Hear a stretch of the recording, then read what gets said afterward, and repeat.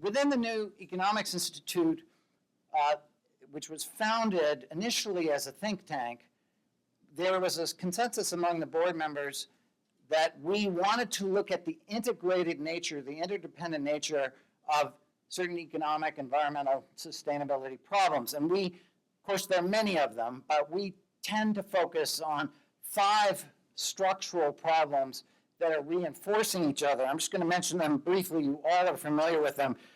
One is the broken models of finance and economics, which drive us to measure the wrong things and pursue the wrong things and reward the wrong things, and that have led to the rise of a kind of casino capitalism that has, in the US context, exploded on us at least twice or 3 times in the last 10 or 12 years. And I keep feeling I should check my iPhone every few minutes because given the absurdities that are happening in the United States right now, I have no idea what is about to happen to the American economy, but it doesn't look that good. The second one is also something that you've thought about, which is the problem of pursuing unlimited growth on a planet that has real physical limits. And what that means for resources, for people, for national objectives, and so forth. And the third, particularly severe problem in the United States, less so in some other parts of the world, but something that I know we're all concerned about, is a deepening and intensifying inequality of income, inequality of wealth, inequality of opportunity. And that is for citizens of the United States, that runs directly into the cultural mythology which we were given so early on about the steady improvement through the American dream of everybody's opportunities and everybody's prosperity. And that's actually going in exactly the wrong direction right now. I often talk about this, but I don't think I need to offer an example of this. But another structural problem is the utter breakdown of the democratic process in Washington, D.C.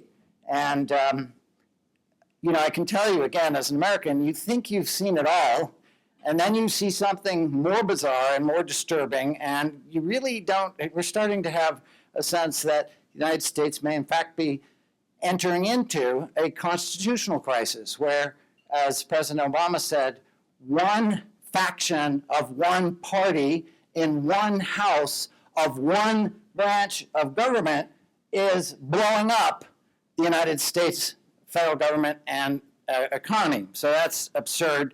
And the final one, of course, is climate change, the huge problem that has been rolling towards us for many years and yet which we seem so incapable of responding to at scale.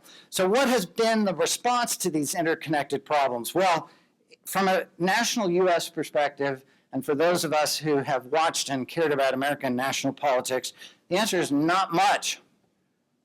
Nowhere near enough. And each problem has intended to intensify and to contribute to the others. So casino capitalism creating unbelievably wealthy people who then influence the political process, who then block action on climate. That's just one example of the different chains of interaction.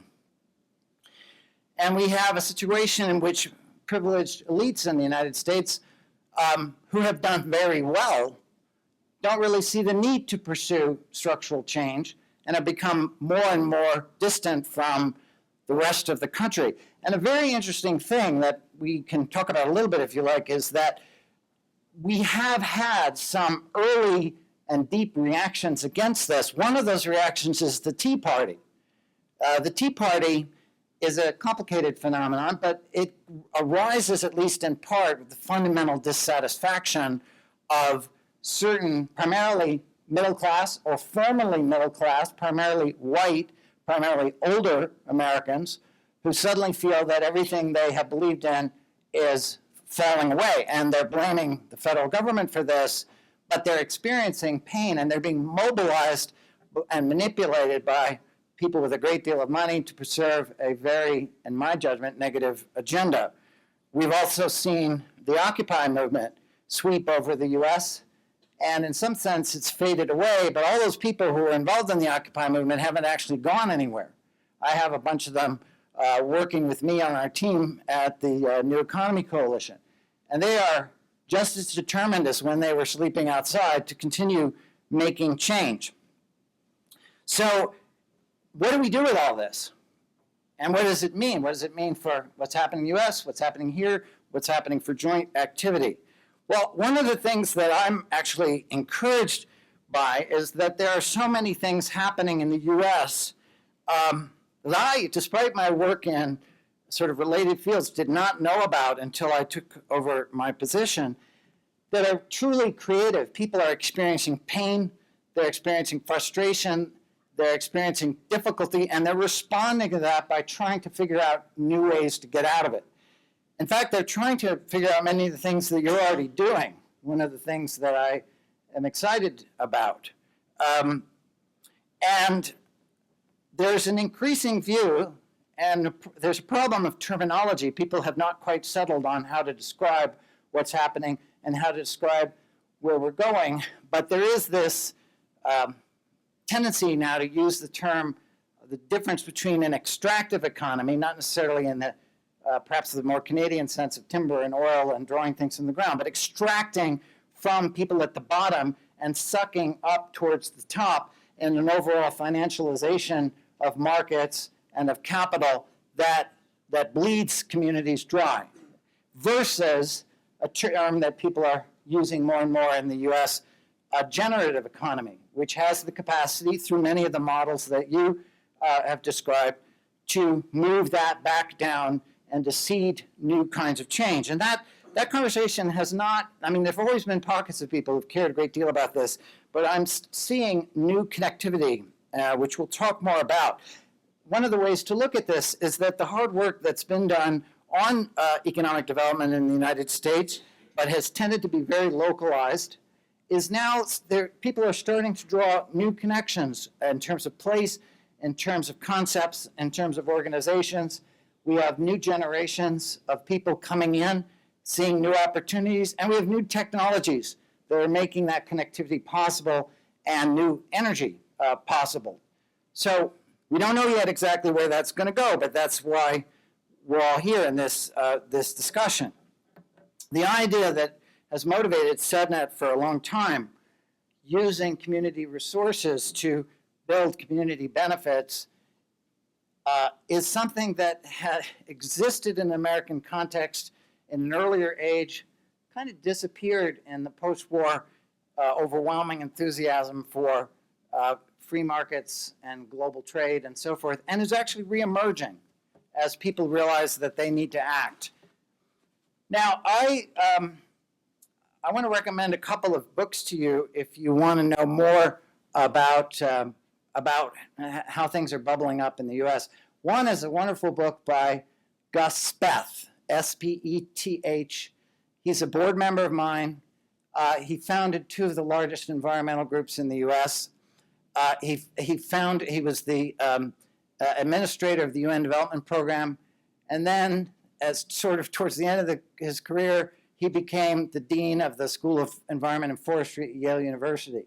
He's written several powerful books, but the most recent one is called America the Possible, and the subtitle is Manifesto for a New Economy. And he lays out his vision, which is, I think, very similar to many of the things that you've been talking about. Another book is a wonderful book on ownership and control and exchange and capital, but told in a very winning way by a woman named Marjorie Kelly, called The Ownership Revolution. I think that's the right name. But and the final book that I'm going to mention right now and talk to you a little bit about is an exceptional book by another board member, Gar Alperovitz, A-L-P-E-R-O-V-I-T-Z, called What Then Must We Do? And he sort of says, given all of the shocks that we are facing and that are increasing and that are connecting, what then must we do? And I'll tell you, he has an interesting set of diagnoses or set of things that he believes will offer pathways for change. He's a political historian and economist, but he peeks into the future and asks, what are the conditions that are likely to give rise to new inventions and to new conditions? And let me just mention these to you because I think you'll find them interesting. So I'm actually quoting or summarizing from him. He talks about evolutionary reconstruction. And so he says, as pain and breakdown occurs in various national economies, one of the opportunities is for evolutionary reconstruction. That is the term he would use for much of what you are doing. So he would list under that the development of local cooperatives, worker-owned companies, neighborhood corporations, land trusts, social enterprises, B Corps, other sustainable business, and other community-based forms that are well developed here. And he talks about how critically important it is for those experiments and those achievements to become more and more known and more supported. Then he refers to another strategy, which I kind of hear an incipient discussion of here, which is what he refers to as checkerboard municipal and state development. And this is the idea that if you get an improvement in one state or province or one city or area, you can then transfer it by example and by organizing from one to the other. It worked here, maybe it'll work there. Now, in the United States, with 50 states and with a lot of powerful municipalities that have a tendency to go their own way, this is a very interesting strategy. And he mentions techniques or innovations such as public land development and ownership, municipalization of utilities, very interesting topic, and of internet services, land trusts, sustainability planning, public energy strategies, and use of direct municipal and state investment strategy. Again, you've done many of these things, but in some parts of the U.S., these are new things, or oddly enough, they've been brought into being actually from the right, as cities have been persuaded to give substantial subsidies and other advantages to certain corporate entities in order to boost employment or development. And now people are saying, well, look, if you gave all that money to them and we built you all this stuff and you were there for a few years and then you took off, maybe we should take that same money and put it somewhere else. So again, a debate you know well, but that's actually sort of emerging in a new way in the US. Then he also talks about certain structural problems. Now here we are, these are not solely particular to the United States, but our absolutely broken healthcare system, he points out, is actually turning into an engine for certain kinds of change. And since yesterday was the launch of Obamacare in the US, we're going to see how that happens. He also talks about other crises that, perhaps the continuing rise of healthcare and other things that may recreate our structures and our opportunities. And then he talks about big crises. I'm going to have to talk to him because this idea of crisis and then big crisis, I don't know that's the best use of terminology, but what he means are things like the financial collapse in 2008 and the essential nationalization of General Motors. Now, if you had told me 10 years ago, I'd done a lot of work with General Motors, that they were going to be nationalized by the federal government for at least a period of time, I would have said, not going to happen. Never. But essentially, that is what happened. The United States government took over our largest car company, fixed it up a bit, and then gave it back. And one of the challenges was that in giving it back, we didn't actually extract much change. We did get most of the money back, but we didn't extract much change. And one of the concerns that I have about the 2008 collapse from the sustainability standpoint is that very few sustainability organizations were ready with things to recommend to the US federal government when everything blew up. So what happened was you had a period of a couple of weeks when people were trying to figure out how to deal with the crisis, and you literally had congressional staffers saying, we got to write a bill. What are we going to put in the bill? Let's put some social stuff in the bill. What should we do?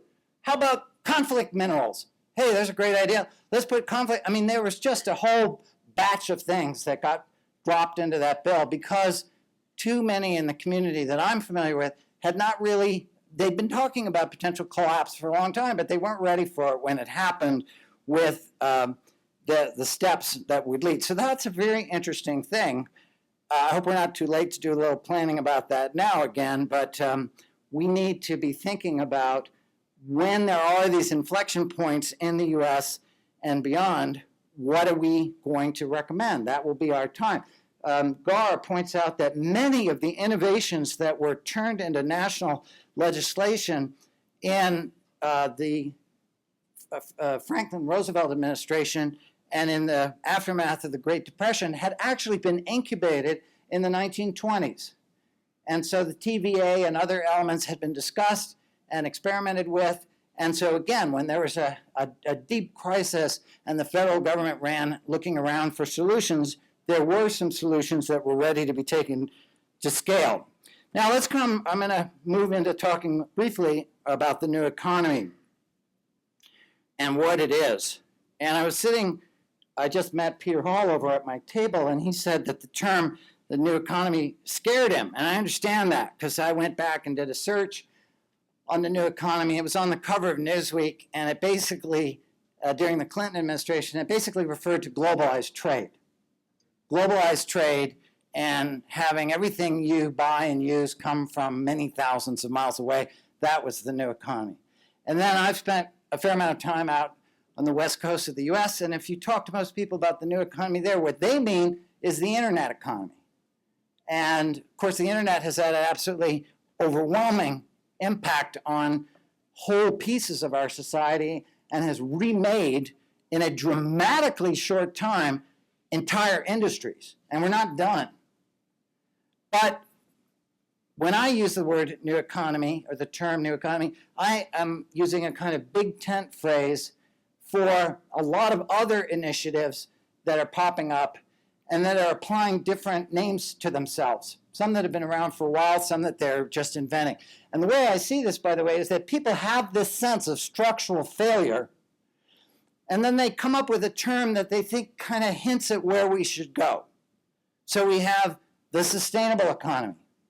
We have the collaborative economy, the green economy, the sharing economy, the caring economy, the generative economy, the regenerative economy.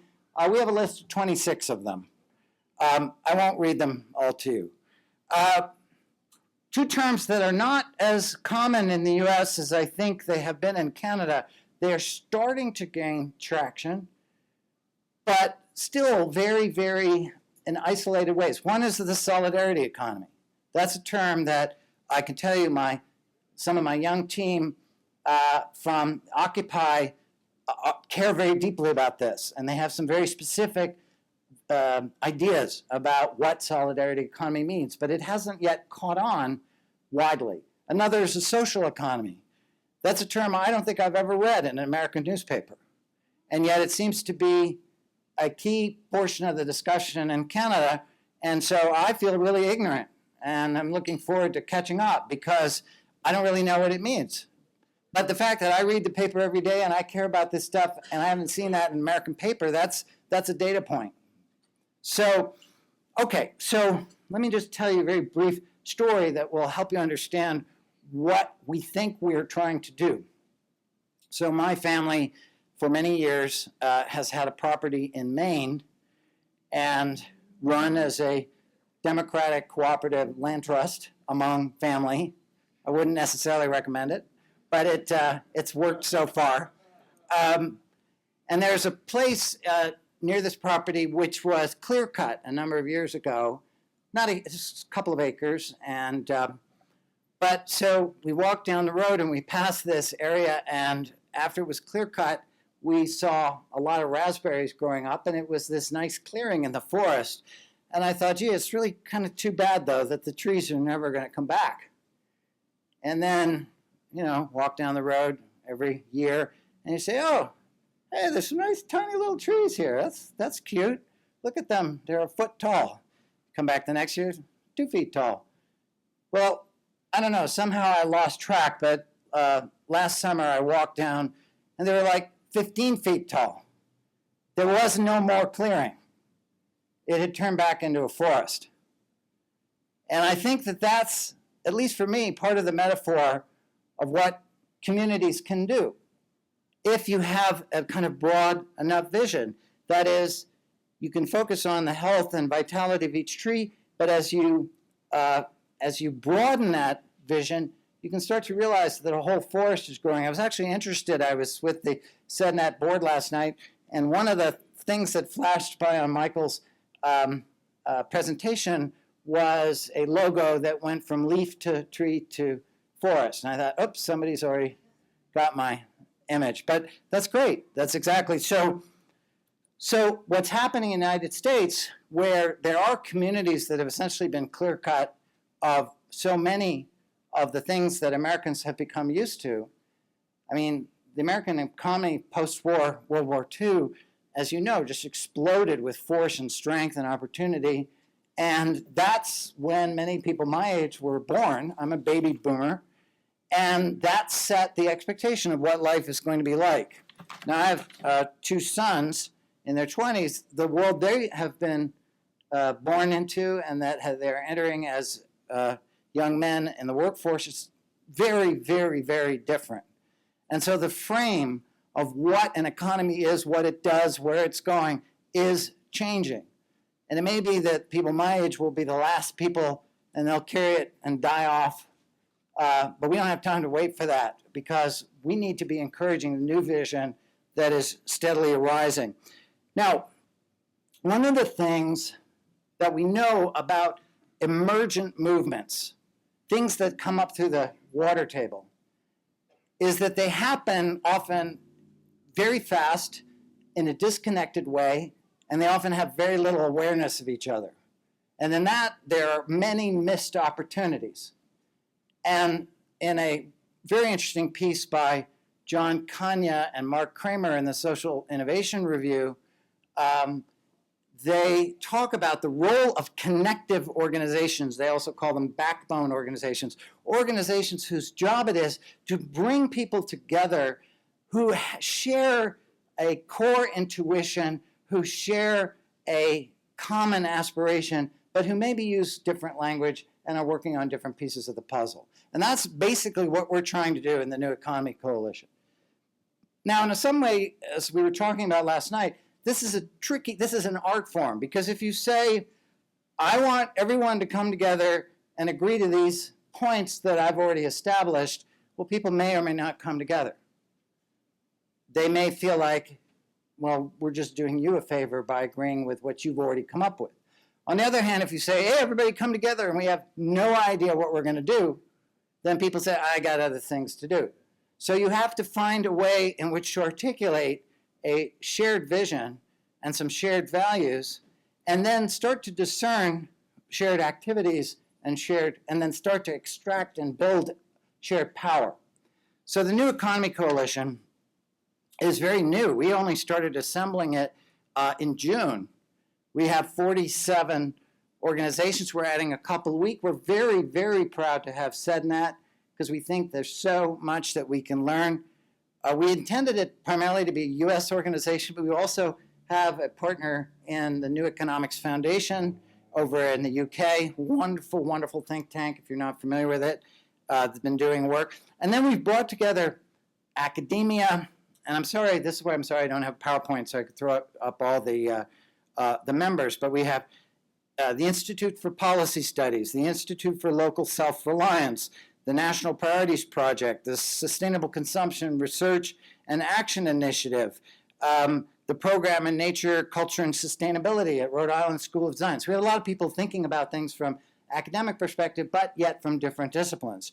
We have some emerging labor networks. There's something called the Labor Network for Sustainability, very interesting group. The Freelancers Union, which is a union that doesn't do collective bargaining, but has 220,000 people just in the state of New York helping freelance workers organize and get better working conditions, even though there's no collective bargaining mechanism. We have some businesses. We have some social investment funds. I've done a lot of work with them, and they have a particular role in this.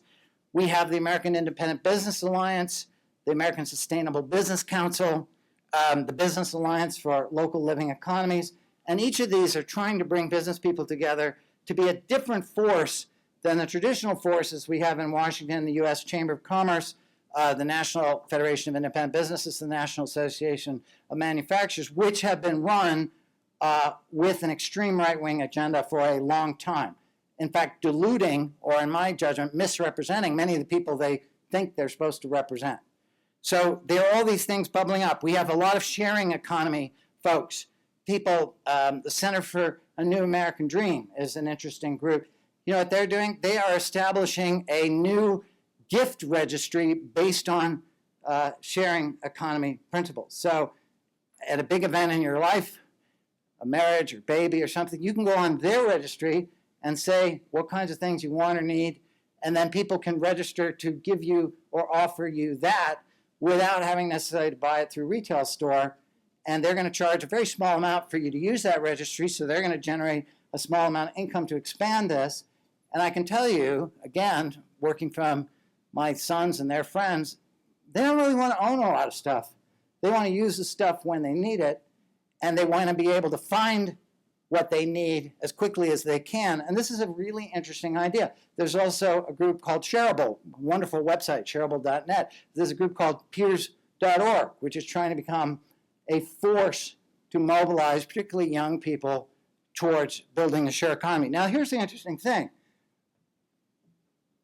All these different groups come from a different perspective, use different language, and yet are sort of attacking the same problem. And the challenge that we face, which is an exciting challenge, is how do you get them to learn enough about each other and to trust each other enough so that we can start to act in concert? Sometimes I look at social movements, it's like you're trying to pull together an orchestra and all the bassoon players want to stick with the bassoon players and the violinists want to stick with the violinists, and on and on and on. And the goal is to get them all in the same room, so to speak, and working to decide what music to play and then play it. So what does all this add up to? We're not quite sure. We have done some exciting things just in the last 9 months, and I'm just going to mention them very briefly. We put together 14 student summits on the new economy. We offered these little bitty micro grants, and we heard saying, if you put together a new economy summit, we'll give you a few $1,000s. We heard from 64 colleges and universities in the United States, and we put out our RFP during exam week. So that was amazing. 24 states and the University of British Columbia, which is one of the ones that ended up getting funded. And so you suddenly had literally hundreds and hundreds of workshops, thousands of students and youth organizing and finding their own voice on these topics. Now, something I'm very impressed by the intern program and so forth, but that youth component we have found to be electrifying. And we want to continue that. We brought together organizers, youth and student organizers from all those campuses and many others in New York in July, barely 2 months ago, 320 of them. The average age in that convergence was 25. And they, again, talked to each other, met, and talked about what they wanted to do. And some of the things they talked about, to my older ears, sounded a little bit like dreaming. On the other hand, boy, don't you want young people to be dreaming and to be restless and to be planning and to feel empowered? That's what was happening. It was incredibly exciting. Now we're putting together the coalition. We also have put together something called New Economy Week, October 12th through 18th. It's an experiment. We just, in a sense, are putting it together very quickly. But the idea is to spotlight all these groups that are doing all these things and have them learn from each other that they're not alone. And that's really an underlying theory here. The underlying claim is that there are all these big companies that get all the attention. There are 18,000 companies in the United States with more than 500 employees, and they got all the attention. There are 27 million small businesses, small employers, co-ops, credit unions, and other things in the United States, and they never get any attention. Who gets all the support from the federal government? Those 18,000. Who is really the force behind the American economy? It's those 27 million. And yet we're not aware of it. So to wrap up, I just want to say that the New Economy Coalition has tremendous opportunity now to build working groups, to reach out to faith communities. We're already well involved in that. To look at how to expand economic democracy, worker co-ops, other forms of co-ops in the United States, to look at new forms of community financing. And all of those things are happening. And then the question that really is the open question for you is, what can we do together? And I really am not quite sure yet, but I'm here to find out. And I wish that I had my whole organizing team here to meet you, because I think you would love them and they would love you. And right now I just have to be an ambassador. But here's the most important lesson that I just want to wrap up with.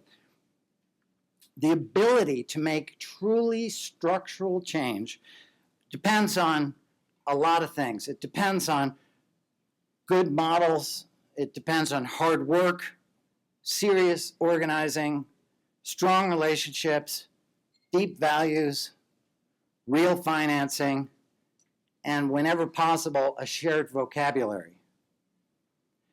But at the heart of all of these things is one very particular thing, which I want to honor you for having, which is the conviction that change is necessary, that change is possible, and that we are not alone in our work. The new economy is like that forest, which is simultaneously deepening its roots and reaching for the sky. And I really believe that if we work together, we can build the world that we want. Thank you.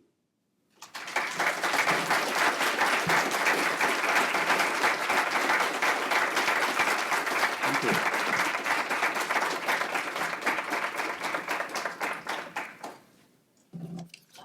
Thank you, Bob. I have a token of thank you from CCEDNet. It's a book by CCEDNet member Sean Looney of Winnipeg, and it's Build Prosperity. So you can maybe add this to your next list of books for people to read. And a few other Assembling Understandings and Finding a Canadian Social Economy Research Partnership books for you to add to your collection. That's great. Thank you so much. I thought my reward was my plane ticket for coming here, so I appreciate all of these things, and particularly being an American, I just don't know enough. We have Canadian public policy in the social economy, so an immediate answer to my prayers that I just raised in my talk. Thank you so much. So, I think.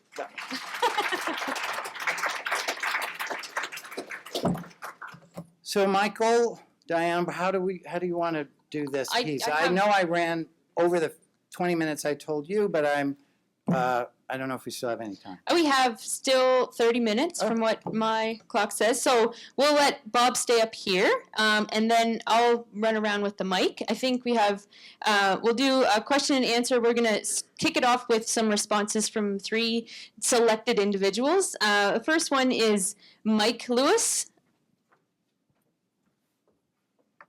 It's a pleasure to meet you, Mike. I've read your material. Thanks very much. Yeah. Well, it's a real pleasure, Bob, that you're here. I'll tell you, when you unleashed this 20 university thing last year, I had the privilege in the process, I better get my face on camera for the guy that I'm going to talk about. Justin is one of the people that you brought to New York that you were talking about. And I have the privilege of having him as a doctoral student right now working with me on finance.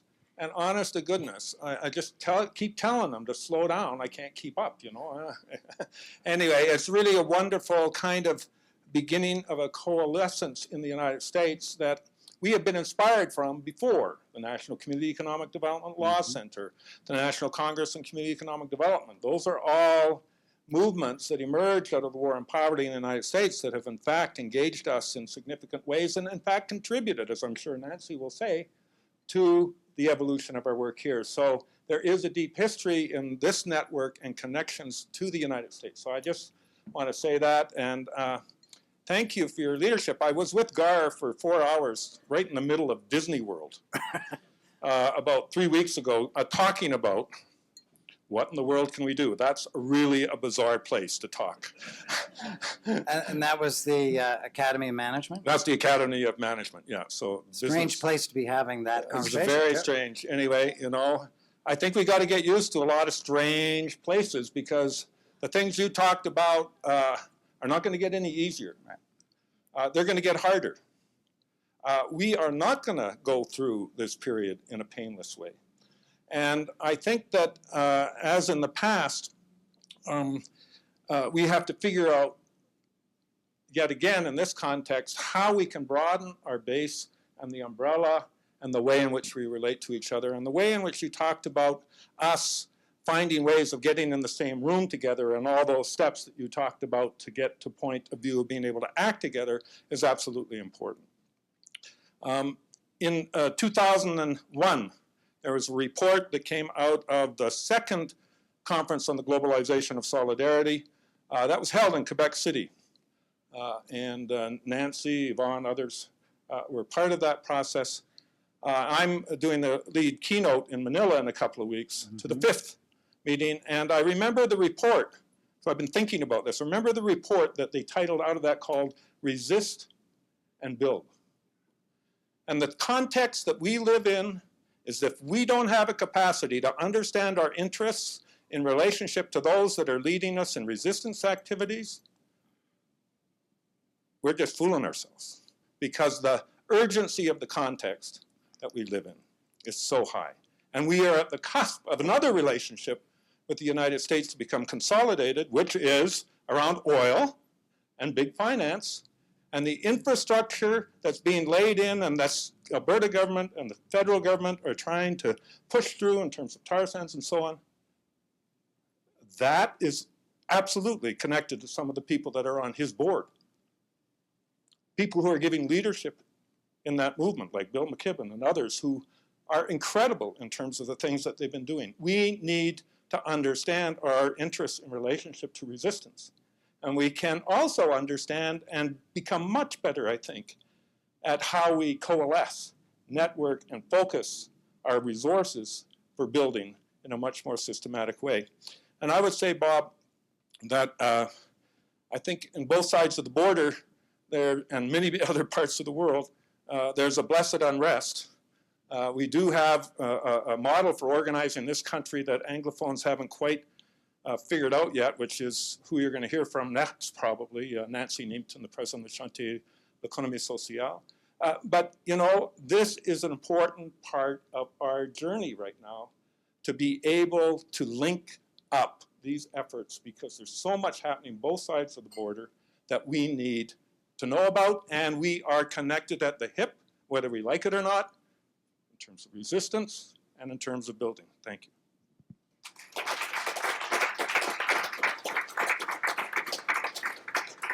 If I could make just a brief comment. There is too much suspicion between different groups. You don't use my words. You don't seem to have my exact values. I'm not sure I can work with you. And, you know, when I took the job at the New Economy Coalition, I was suspect among some groups because I had worked, in your description, in the resistance area related to big corporations. It's like by fighting them, I was contaminated by them. Now, I thought that was absurd. I mean, and I think that when we get into that mindset, that if you're not doing what I'm doing, you're not part of the movement, we really got our own strength. And so the function of meetings like this, or the other meetings you described, or the conference that we're going to have next June, is to help people get over that and almost completely reverse it by saying, you know, I can do a better job at what I'm doing because I know that you're out there doing the other thing that we need to get done. I can do my work of resistance because I know you're building up alternatives. I can do my work in energy because I know you're working on food hubs. I can do my work on political activity because I know you're organizing students, whatever it is. That's what's exciting. That is what an ecosystem of structural change really looks like. But we have to get over the punctilious commitment to exact language, and even maybe we have to be willing to allow for a range of strategies to coexist. Next, we have Nancy Nempton to give reflection. Hi, I will perhaps just introduce myself. I work with an organization called the Chantier L'économie Sociale, which is probably what you would call a connective organization, because we bring together what we call social economy, collective enterprises, co-ops, and nonprofits, and so on. People are working on revitalizing communities in rural, urban areas, territorial-based organizations, and social movements, unions, and First Nations, and to promote. And so I would just like to comment, and we work a lot internationally, and so I would like to comment on a few things, because I basically agree with just about everything you said. So what can I add to it? I guess the first thing is I agree that there is a tremendous thirst for, people know instinctively that the models are not working, be it, because we're going to hit a wall environmentally, because, and so on. But it's out there, but also what's happening is it's beginning to percolate up into some of the international structures. It's beginning to percolate in terms of, we forget this, and I don't think we use it enough. For example, when I started in CED, it was exactly 30 years ago this month, working in an old poor neighborhood, industrial neighborhood. And at that time, we were 10 minutes away from downtown. It was Reagan and Thatcher, and it was a trickle-down effect. Mm-hmm. And what we were being told is, well, you have to, we have to let private enterprise create wealth, and it'll trickle down, and everybody will benefit. And of course, we were 10 minutes away from downtown Montreal, where there was a lot of wealth, and nothing was trickling down. So, they said we were crazy people, but we started what we called at the time community economic development. The OECD 2 years ago, as you well know, came out with a study, and now all their stuff is based on it, saying the trickle-down effect did not work.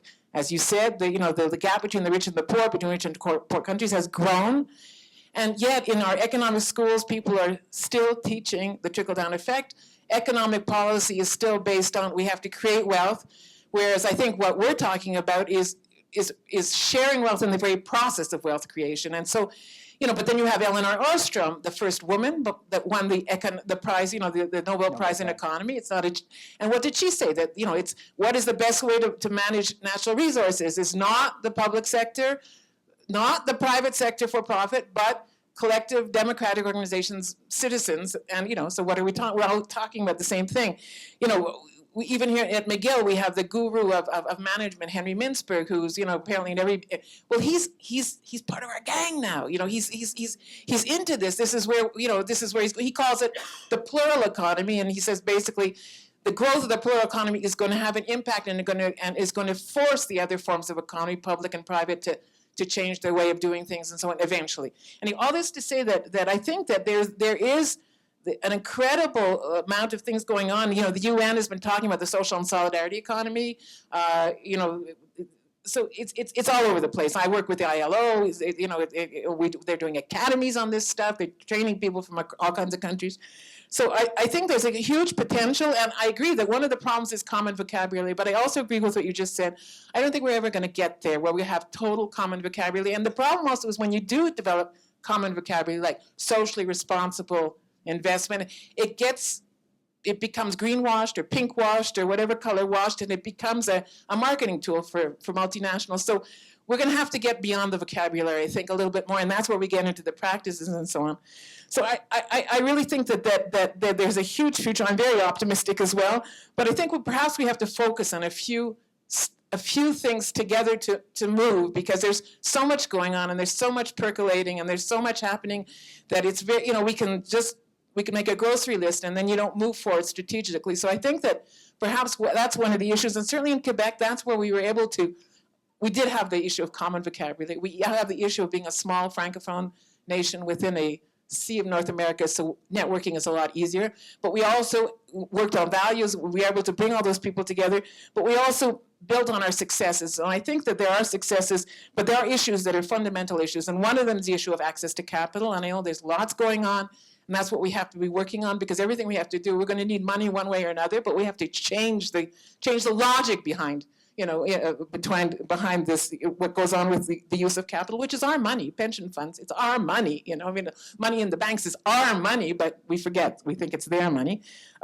Second of all, I think we have to work on things like public policy. The GM and all those other guys, Bombardier, they have public policy. They're getting support. They're getting interest loans. We have to, maybe in the States you got a longer ways to go, though I think on a state policy probably you've got stuff. But public policy is key. We're not going to change our economy if the public policy is still working on neoliberal theory and just worrying about not meeting community needs but raising our trade balance, which is basically what's all behind this.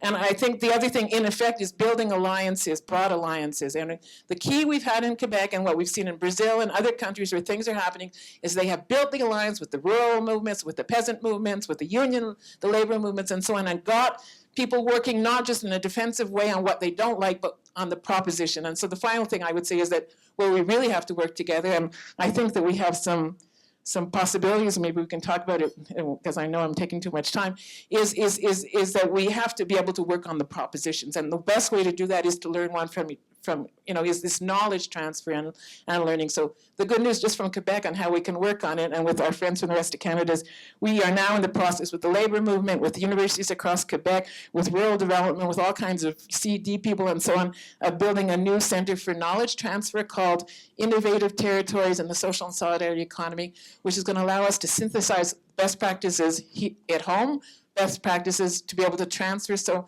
I think if we can put together some of these different, connective organizations and connect those, and that's what we're doing internationally as well. I think that we can probably make some major steps forward in the next few years, but at least the young people are there for the future. Thanks. Thank you so much.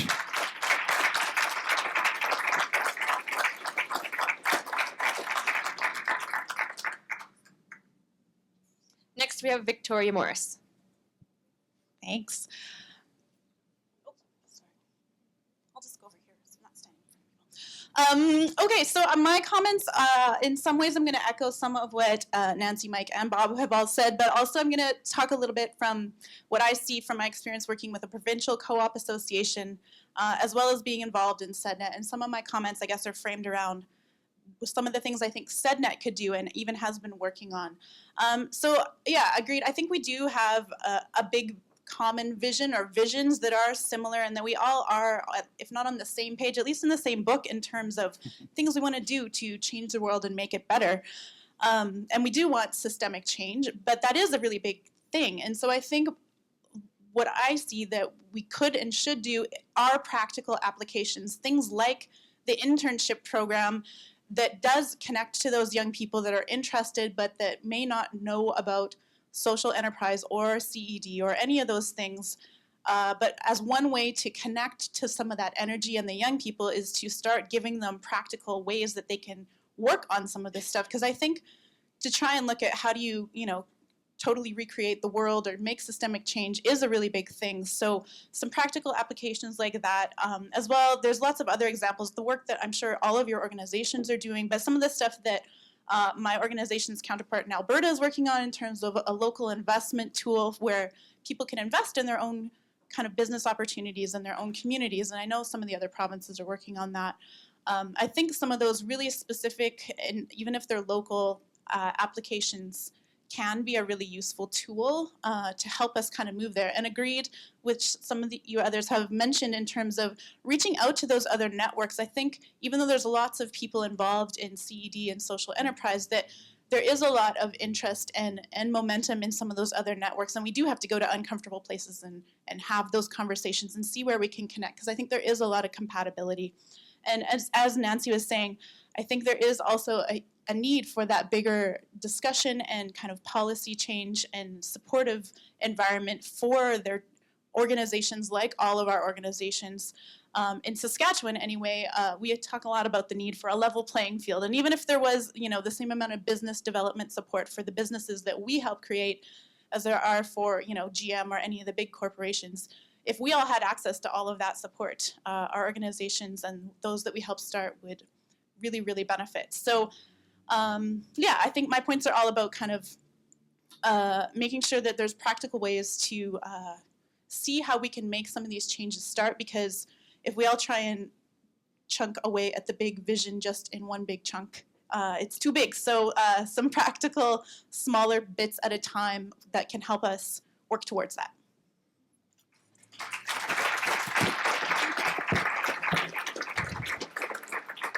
Well, I'd like to just respond very briefly. Thank you, Victoria, for that. First of all, I'd like to say that we could really use your advice about the sequencing of which things to take on. And so, because we now have a forum, a growing forum, in which those things can be discussed. And not necessarily that everyone will pile on and say we're going to do that, but we can develop a context in which we could think about what is the sequence now. And we can do more than one thing at a time, but we can't do 30 things at a time. The grocery list is a real issue. But I think we are now, and really just in the last year, at the point where that's within the realm. The other thing, Michael, I hope we can talk about is I would love it if you, plural, you personally, would give some thought to what might happen if we could send you 10, 20, 50, 100 American young leaders. I'm going to tell you something that is not going to shock you, but I'm sure does annoy you, which is that it is in the nature of the American mindset to believe falsely that every great idea originates in the United States. I don't actually recall being taught that, but it's kind of, it seeps through, or maybe it was in my lunch milk when I was, but what I think is very valuable is that among the younger folks, they're aware in a growing way of the innovations, whether it's the Manila Gathering or what's going on in Quebec and so forth, but they don't know that much about it. And so I think it would be great if we could design a new economy tour of Canada for young people, and then I would commit to shopping that around to funders in the US to say, let's send these folks to learn as much as they can and to build the relationships that are going to be reliable. Well, we could do it both ways if you think there's enough to learn down where we are. But I think that kind of thing is has tremendous potential. And if you think about it in over 5 years, 10 years, 15 years, it could have really, really significant potential. So I just want to throw that as just a very early opportunity.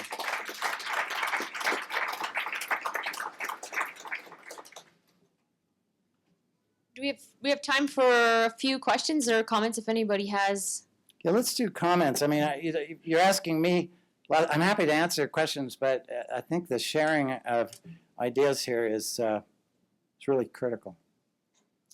Welcome. I'm Hazel Corcoran from the Canadian Worker Co-op Federation, and I was thinking of phrasing questions, but given what you just said, I mean, I wanted to know if you're aware that that week you chose as the New Economy Week also happens to be International Co-op Week? That's Okay, here's what's going to surprise you. No. Okay, well, it is International Co-op Week, and I bet there are a lot of people who are co-op members in the room and what have you don't know that either, because it's a pretty well-kept secret, unfortunately. But that seems to me like an extraordinary synergy for working together between the co-op movement and what the wonderful things that you are doing. So, yeah. Well, we've got about 10 days. We have about 10 days. We can make some good plans. I will tell you that the reason we picked this week is because we have a habit in the United States of creating edgy, wonderful holidays and then eviscerating them. So Labor Day was supposed to be about celebrating the importance of working people. Now it's the official end of summer and the day before school starts. Memorial Day was supposed to be a celebration of peace, and now it's become the beginning of summer and a time when we remember our veterans, but we also have Veterans Day. And so one of the holidays in the United States that is either forgotten or contested is Columbus Day. And most people just don't really give any thought to why we take a day off in October. And then people in the progressive movement, as you know, are very concerned about Indigenous people, First Nations, and the history of what this is supposed to celebrate. So my idea, for what it's worth, is let's repurpose Columbus Day and turn it into a moment when we reimagine the economy. So besides, you know, April has Earth Day, that's also been eviscerated.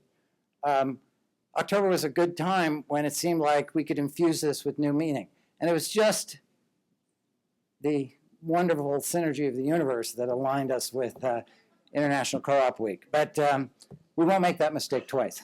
Okay, and just quickly, I wanted to mention that in the worker co-op movement, we are working across the border quite a bit with the U.S. Federation and the Mexican Federation and way beyond. And so U.S. Federation just joined the New Economy Coalition, we're very proud to say. Other comments or questions? Comments, I guess. Either way. Information. I'm Yvonne Porgy from Quebec City. I'm a member of the board of CCEDNet and working with international aspects. For one, I would say, knowing some American organizations, that yes, there would be very interesting things to learn in the U.S. Okay. For example, the Federation of Community Development Credit Unions, very nice organization. They've been to our meetings. They work in the poor communities, specialized, and this is one of the organizations that got funding from the Obama package, and they really doing good work in poor communities in 200 places in the U.S. Another example is New York City and Boston both have solidarity economy networks, groups, local groups that work together and build some things at the local level. So there are things to learn because we don't have that either. So I mean, and the other thing I'd mention is that the other question about resistance and build.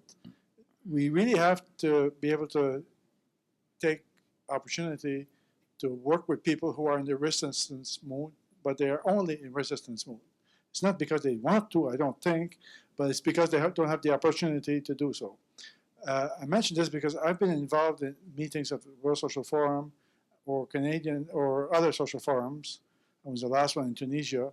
And there will be a Canadian Social Forum next year in Ottawa in August at the university because you need rooms and everything. These unions are very involved. I'm quite sure unions are open to saying what other things we could do than just saying no. I mean, resistance to the conservative agenda. They're looking, they understand, and some unions outside of Quebec, because unions in Quebec are involved, but unions outside of Quebec, some of them are saying we need to link back to the community. We've lost our links. We don't have any more links to community groups. So it's opportunities that are there. Because at the social forum movements, there are many, many organizations that are criticized, but we're still a minority in those events who have proposals and who are able to put forward things. And we need to, I don't think, personally, they won't come to us, I don't think. We need to go to them.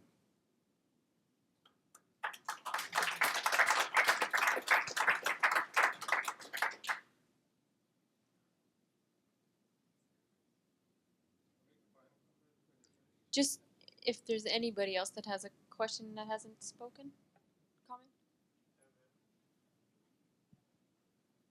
Can you raise your hand? Thanks.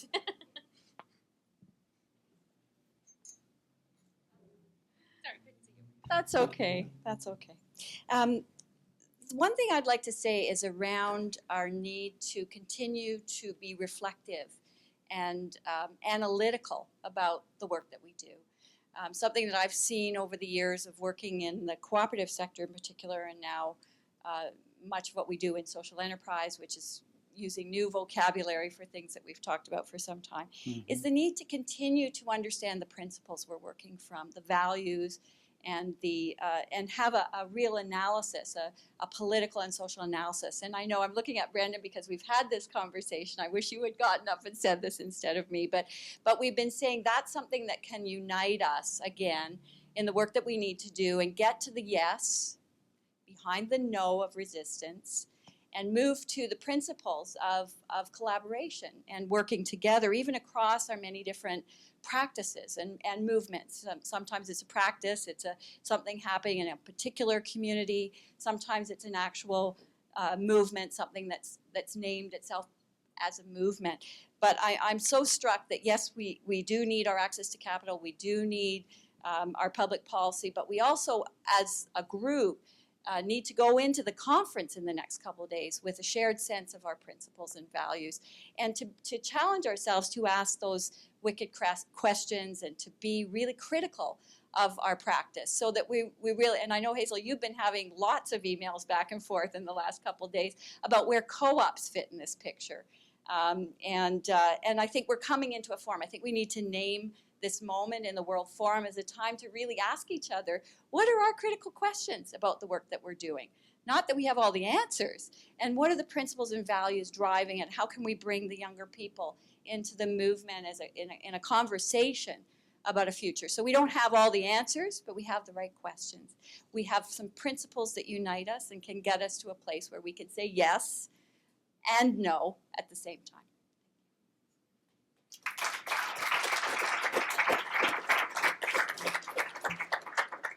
So we're just about out of time unless we have.